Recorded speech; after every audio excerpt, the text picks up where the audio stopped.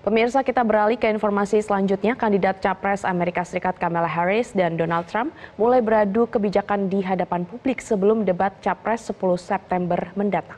Isu-isu terkait dengan hak reproduksi dan juga Israel-Palestina mencuat minggu ini. Untuk laporan selengkapnya dan berita lainnya dari Amerika Serikat, kami langsung bergabung dengan jurnalis VOA ada Valdia Baraputri langsung dari Washington DC. Valdia, bisa Anda paparkan seperti apa perdebatan kedua pihak mengenai isu reproduksi dan Israel-Palestina ini? Ya, selamat petang waktu Washington DC, Glory, Alka, dan juga pemirsa. Kalau mengenai isu reproduksi, ini adalah salah satu isu utama atau penting bagi pemilih Amerika Serikat di luar isu ekonomi seperti inflasi maupun tingginya biaya hidup di Amerika Serikat. Nah, ada beberapa hal yang menjadi perdebatan minggu ini dalam isu reproduksi, namun yang memanas adalah mengenai hak untuk aborsi di Amerika Serikat. Dalam kampanyenya di negara bagian Georgia, Kamala Harris mengatakan pada pendukungnya bahwa jika Trump terpilih lagi menjadi presiden, sudah pasti ia akan membuat undang-undang larangan aborsi nasional. Di bawah pemerintahan Trump, Mahkamah Agung AS memang menganulir hak aborsi nasional di Amerika Serikat. Nah, Kamala juga mengatakan lagi bahwa jika ia terpilih menjadi presiden dan jika Kongres AS menandatangani rancangan undang-undang yang menjamin hak reproduksi di Amerika Serikat, maka ia akan menandatanganinya sebagai peraturan untuk Amerika Serikat yang berarti mengembalikan hak aborsi pada warga AS. Saat ini ada sekitar 14 negara bagian di Amerika Serikat yang melarang total aborsi. Namun menurut riset, 63% warga atau publik Amerika Serikat menginginkan aborsi legal untuk semua atau sebagian kasus, dan 39% mengatakan bahwa aborsi seharusnya dilarang untuk seluruh maupun sebagian kasus. Dalam kesempatan yang lain, Trump pada sebuah wawancara mengatakan bahwa ia mungkin akan mendukung pelonggaran restriksi larangan aborsi di negara bagian tempat tinggalnya, yakni negara bagian Florida. Hal ini tentunya menuai kecaman keras dari pendukung Trump yang konservatif dan sebagian besar mendukung pelarangan aborsi. Nah, itu dia mengenai hak reproduksi yang menjadi perdebatan. Ada juga isu yang mencuat mengenai Israel-Palestina.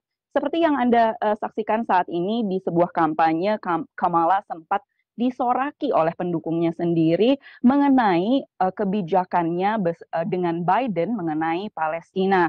Kamala menjawabnya dengan mengatakan bahwa ia dan Biden bekerja sepenuh waktu untuk mencapai kesepakatan pengembalian sandera dan juga gencatan senjata. Sementara cawapres dari mantan Presiden Trump, yakni J.D. Vance, yang seperti Anda lihat di layar kaca ini, berkampanye di sebuah negara bagian Wisconsin dan ia mengkritisi Kamala akan kebijakannya menahan senjata atau menahan pengiriman senjata ke Israel.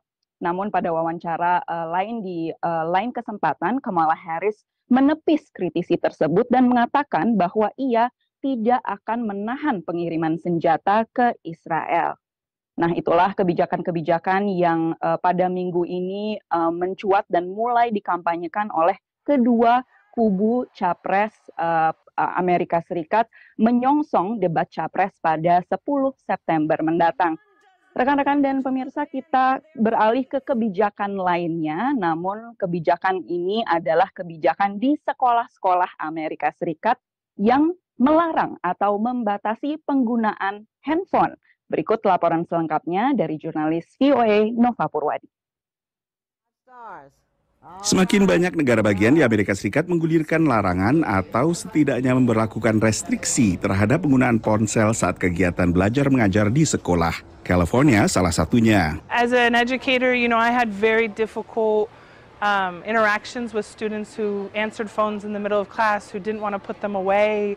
There are these TikTok and Instagram trends that become very, very disruptive. Los Angeles dengan lebih dari 500,000 siswa adalah distrik sekolah terbesar kedua di Amerika Serikat setelah kota New York dan bakal memberlakukan larangan berponsel saat jam sekolah mulai Januari 2025. Larangan di tingkat negara bagian juga sedang bergulir di South Carolina. Wacana yang berkembang adalah restriksi saja, bukan larangan total. We have simply restricted cell phone usage during instructional time. We still allow a cell phone to be on campus. It just has to be turned off and put away. The reason we're not banning a cell phone is because we know that many students need to communicate with their families after school hours for rides, to arrange schedules, for pickups. Dengan restriksi terbatas ini, pengajar mencermati adanya perubahan positif, termasuk interaksi lebih sehat antara sesama siswa dan juga meningkatnya fokus saat belajar. Sebagian distrik sekolah mencoba cara kreatif, seperti menaruh ponsel di sebuah kantong khusus yang terkunci hingga jam pulang sekolah. We have to use it, we can't unlock it at all, we can't have it during lunch, brunch, anything, only for emergencies. Dompet pintar buatan Yonder ini mulai digunakan di distrik sekolah di Concord, tak jauh dari San Francisco, negara bagian California. Ya, itu tadi rekan-rekan dan pemirsa, jadi tinggal pilih ya, HP-nya digembok, ditinggal di rumah atau dimatikan selama proses belajar mengajar. Demikian dari Washington DC, kembali ke studio di Jakarta. Baik, terima kasih Valdia melaporkan langsung dari Amerika Serikat.